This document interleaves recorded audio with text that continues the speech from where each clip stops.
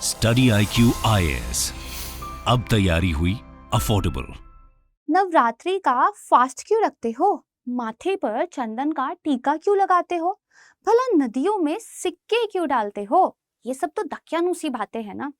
ये सब आपने बहुत सुना होगा अपने आस पड़ोस में, लेकिन क्या आप जानते हैं कि इन छोटे छोटे ट्रेडिशंस के पीछे प्रॉपर लॉजिक सोचा गया था?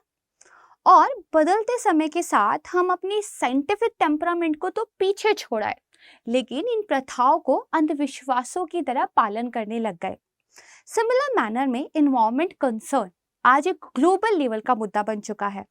और हर चीज की तरह हमारा यही मानना है कि जलवायु परिवर्तन का कॉन्सेप्ट भी हम वेस्ट से लेकर आए हैं। वेस्ट ने हमें सिखाया कि इन्वायरमेंट चेंज हो रहा है, क्लाइमेट चेंज हो रहा है और हमें इसके लिए काम करना चाहिए।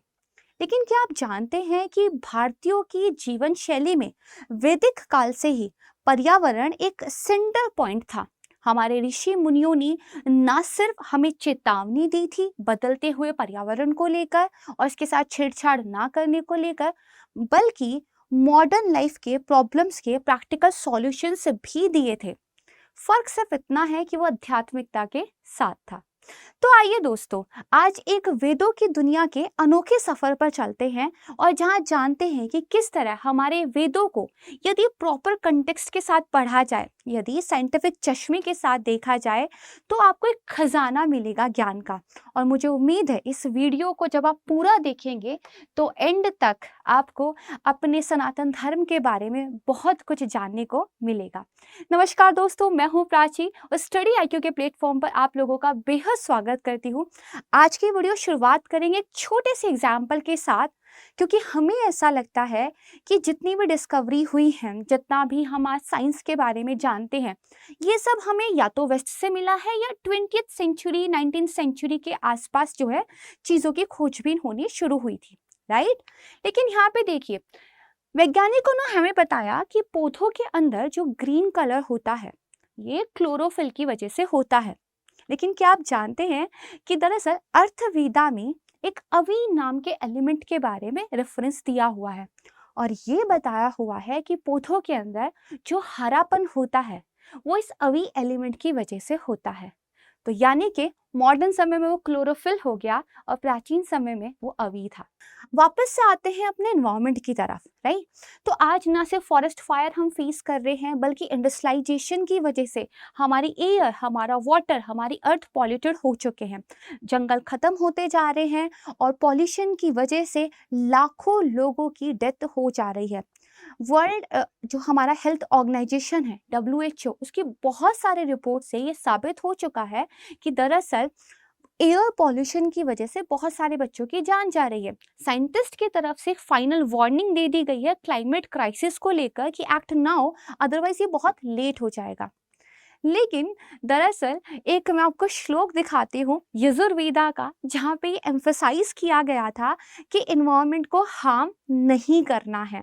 जैसे यहाँ पे बताया गया था कि अपने अर्थ को, स्काई को यहाँ पर डिस्ट्रॉय नहीं करना है, और यहाँ पे अंतरिक्ष की बात कही गई है, यानी कि एटमॉस्फेयर के बारे में जिक्र किया गया है।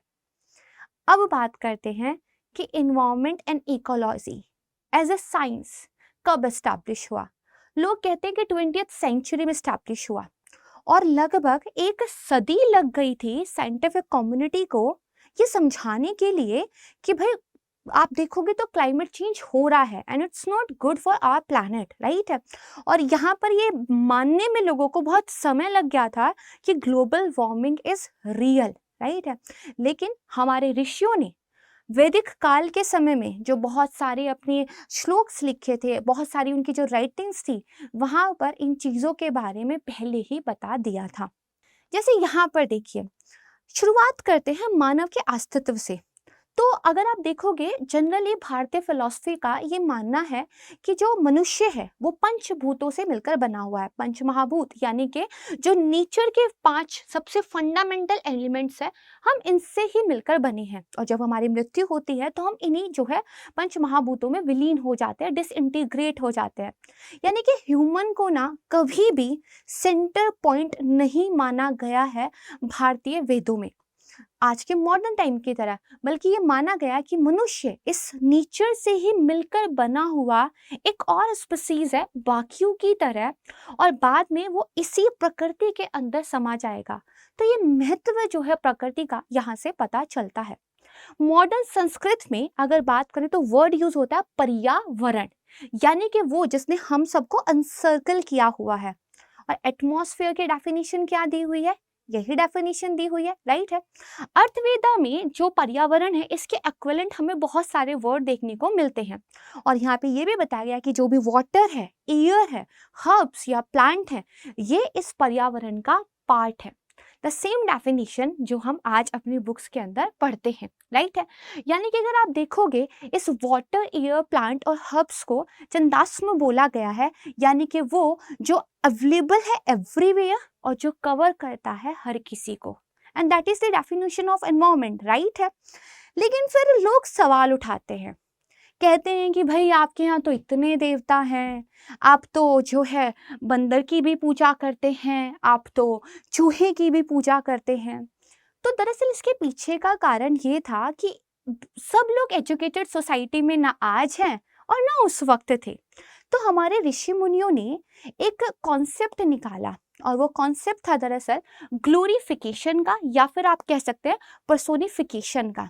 यानी कि जो भी प्रकृति की पावरफुल फिनोमिनाज हैं उनका पर्सोनिफिकेशन कर दिया जाए। जैसे अगर सूरज है तो उनको आदित्य देवता के साथ जोड़ दिया जाए, यदि वायु है तो उनको एक देवता के साथ जोड़ दिया जाए, और यदि वर्षा आनी है तो इंद्र देवता के साथ जोड़ दिया जाए, ताकि लोगों को ये समझाया जा सके these are the powerful deities.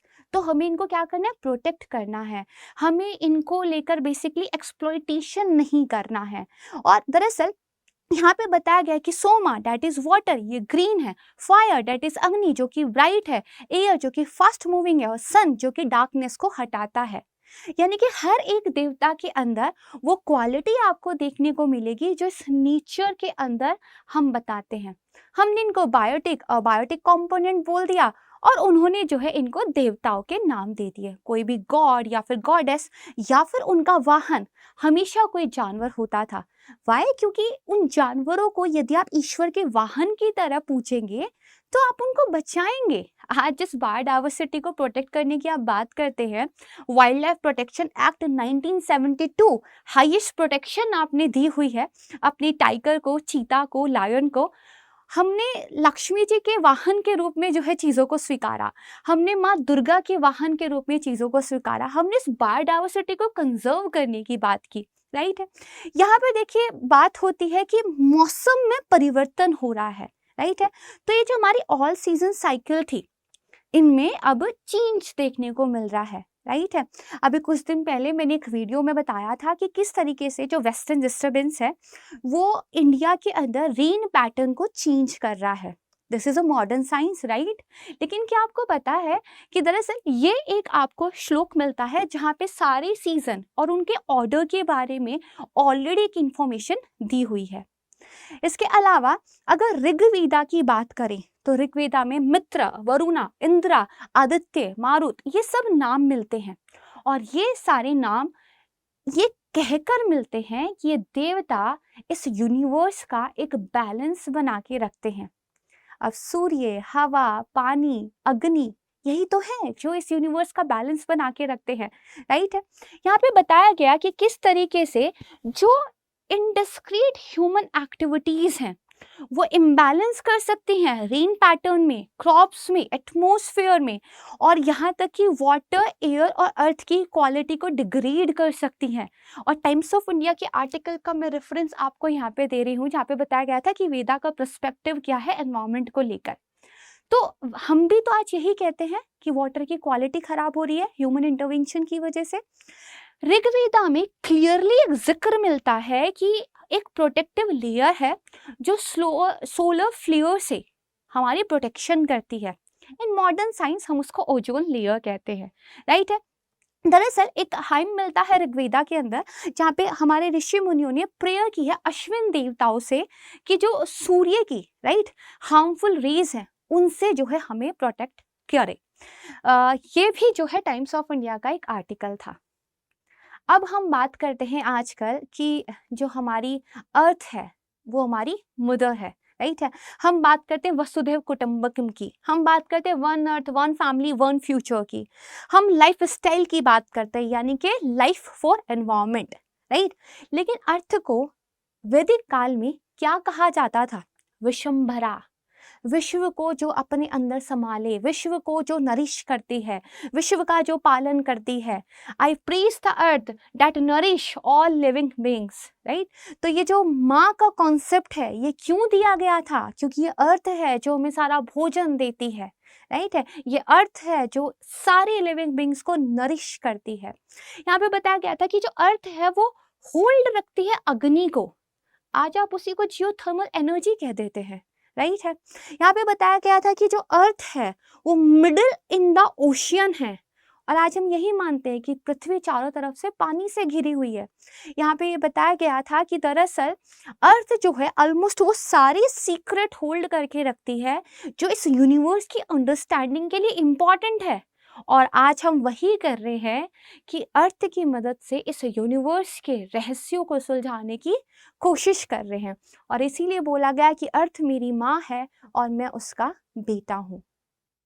Concept of water, तो अगर आप देखोगे वाटर को भी 5 फॉर्म के अंदर बांटा गया था। एक रेन वाटर जिसको दिव्या बोला गया था, natural spring, wells and canals था, लेक्स थे, राइट है, स्वमजहा एंड रिवर्स थे, राइट है। तो वाटर को लेकर आज हम क्या कहते हैं कि वाटर पॉल्यूशन हो रहा है। हम क्या कहते हैं कि हमारे ग्लेशियर्स मेल्ट हो रहे हैं, राइट है।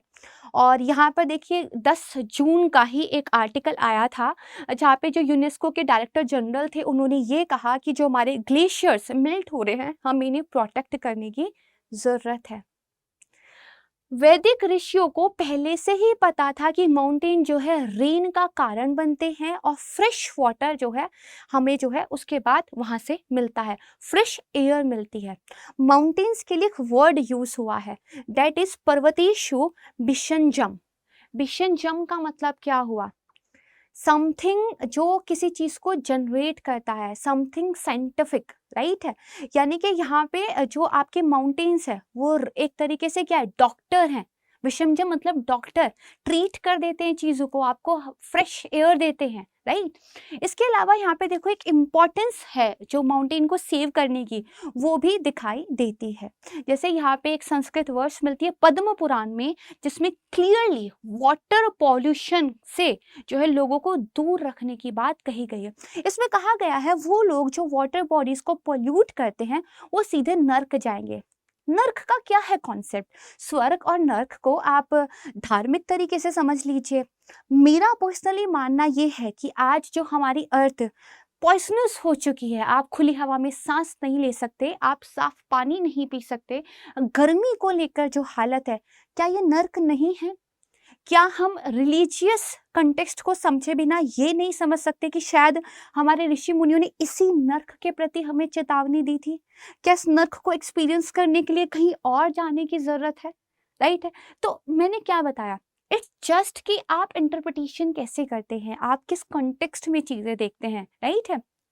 इसके अलावा देखिए वाटर स्कैरसिटी की आज बात की जाती है तो ऋग्वेदा में ना एक बहुत ही पॉपुलर फाइट के बारे में जिक्र मिलता है जो कि इंद्र और ऋता के बीच में हुई थी।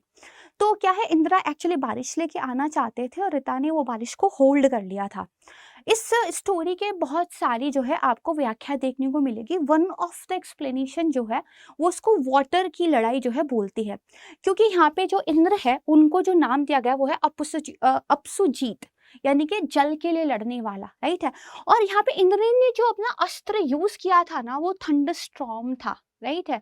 हॉलीवुड मूवीज में अगर इस तरह के हीरोज दिख जाते हैं तो हम बड़ा अप्रिशिएट करते हैं, है ना, there was a hero, right. And अगर हम अपनी ही पौराणिक कथाओं में इस तरह की चीजें देखते हैं तो हम मजाक बनाते हैं। हॉलीवुड में सारा जादू हमें सच लगता है, अपने यहाँ आते ही सारा जादू हमें अंधविश्वास लगने लगता है, है ना, एक चश्मा क्यों नहीं है? तो यहाँ पे दरअसल ये बहुत सिंबॉलिक रिप्रेजेंटेशन है, क्योंकि नेचुरल जो फिनोमिना होता है, राइट है, जो लाइटिंग होती है, जब बादल उसके बाद बारिश होती है, तो उस नेचुरल फिनोमिना को ही दरअसल एरियल स्पेस में दिखाने के लिए इस तरह की स्टोरीज गढ़े गए थे, ताकि लोगों को समझाया जा सके। आज आप स्टोरी टेलिंग के कोर्स करते हैं ना, कि कहानी कैसे सुनाई जाए, वो लोग स्टोरी टेलिंग के फॉर्मेट में आपको नॉलेज देते थे, आपने उस नॉलेज को नकार दिया और स्टोरी टेलिंग को ही आपने जो है सच मान लिया। तो इस तरह से देखिए, आपको ना रिप्रेजेंटेशन मिल जाएगा हमारे मंदिर की दीवारों में, जो कहानियों के रूप में जो है गढ़ा गया है, जो कहानियों के रूप में गढ़ा गया है। अब बात करते हैं उन ट्रेडिशंस की जो हम कहते थे कि दकियानूसी है। जैसे अभी एक रिसेंट में स्टडी आई थी कि भाई जो आपकी सनलाइट होती है वो डिसइंफेक्ट का काम करती है, यानी कि जो आपके बैक्टीरिया वायरसेस होते हैं, जो आपका ड्रिंकिंग वाटर कंटामिनेटेड होता है, उसको क्लीन कर देती है। देयर इज अ श्लोक एक्चुअली जहाँ पे बताया गया है कि जो सन है वो एक सीक्रेट हीलर है, राइट है, सन एक सीक्रेट हीलर है। दूसरे ट्रेडिशन की बात करते हैं, नदियों में सिक्के डालना एक अंधविश्वास है। दरअसल हुआ क्या था कि पुराने जमाने में जो सिक्के चलते थे वो कॉपर के होते थे, और उस समय पे जो पीने के पानी का सोर्स था वो नदियां थी। तो हमारे ऋषियों को ये पता था कि कॉपर के अंदर हीलिंग प्रॉपर्टीज होती हैं।